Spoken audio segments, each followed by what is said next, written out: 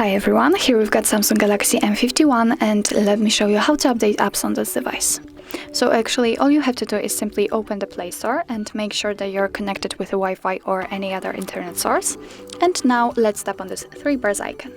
Here let's choose My Apps and Games, and as you can see here we've got all updates pending. So if you want to update all of those apps, simply tap on Update All button, but if you want to update only one of it or two, then simply find it on the list and click on Update right next to it. For example, let me update Gmail. Let's click on Update. As you can see it disappears, but it appears at the very top of the list. Now it is downloading, and after that it will be successfully installed and updated. So that's all. This is how to update apps in your Samsung Galaxy M51. Thank you so much for watching. If you find that this video was helpful, please hit the subscribe button and leave the thumbs up.